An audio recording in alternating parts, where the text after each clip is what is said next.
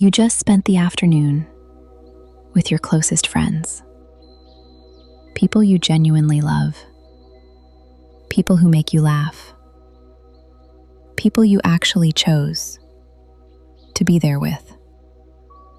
And the moment you said goodbye, you took a breath, a big one, like something in you finally exhaled.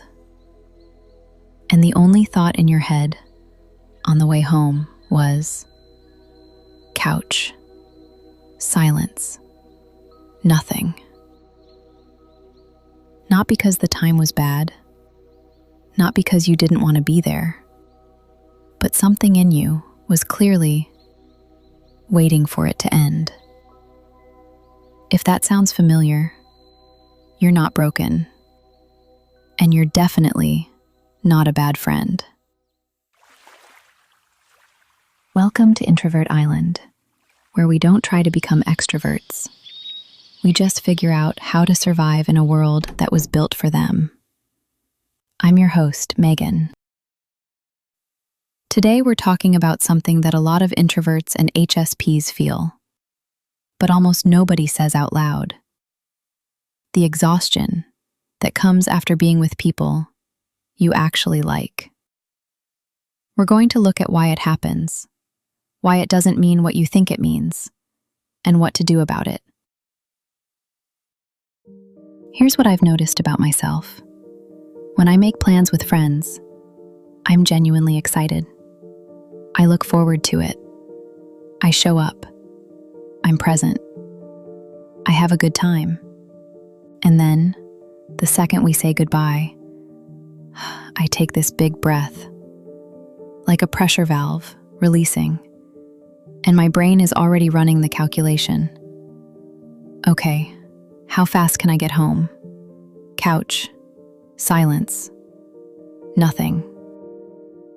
Not because the time was bad, not because I didn't want to be there, but somewhere in the middle of it all, there was always this quiet voice in the back of my head, counting down. And for a long time, that made me feel guilty. Like, what kind of person looks forward to saying goodbye? What does it say about me if being with people I love still costs me something? Here's what I've come to understand. It doesn't say anything bad about them, and it doesn't say anything bad about you. It just means your nervous system is doing exactly what it was designed to do. The real mechanic. Social battery. You've probably heard the term, but here's what most people get wrong. They assume it only drains around people you dislike. Difficult conversations, awkward situations, people who take more than they give. That's not how it works. Not for introverts. Not for HSPs. Your social battery drains, not based on how much you like someone, but based on how much the interaction requires from you. And being with people you love, that still requires output. You're listening, responding, tracking the mood in the room, absorbing their energy, the good kind and the complicated kind. You care about these people, which means you're fully present, which means your nervous system is working the entire time. For highly sensitive people, this runs even deeper. We don't just participate in social interactions, we process them deeply, in real time. Someone's tone shifts slightly, you feel it. Someone seems off today, you carry a little of that with you. The conversation gets emotionally heavy. You don't just hear it, you hold it. And all of that, even when it comes from love, takes energy. I noticed something interesting though. With family, it's a little lighter. Not completely gone, but lighter. And I think I know why.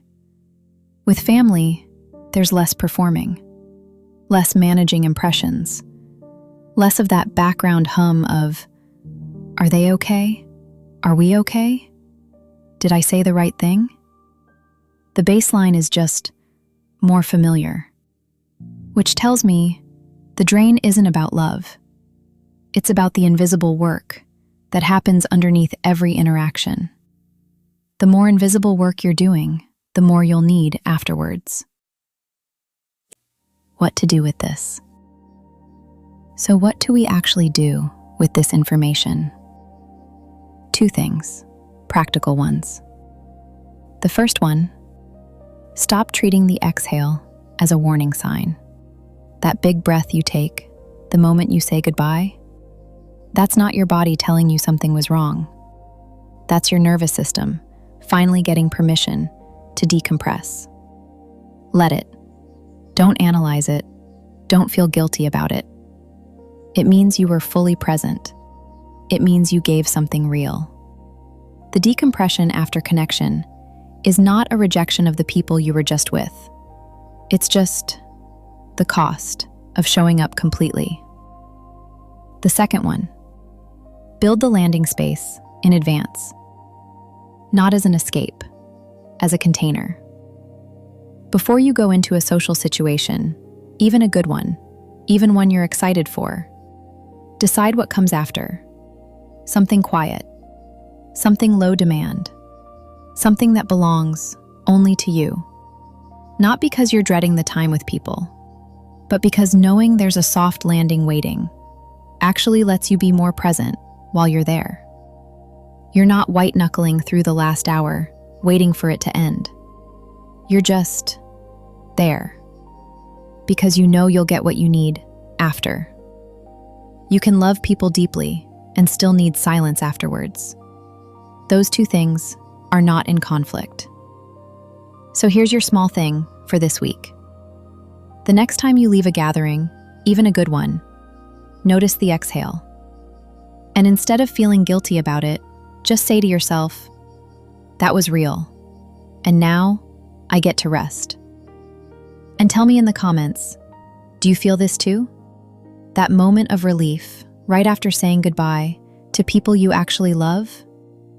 I want to know if I'm the only one who's mentally planned their couch time in the middle of a perfectly good conversation. If this resonated, subscribe. There's more of this on the island. New episodes every week. It's quiet on the island, but you're not alone. See you on the next one.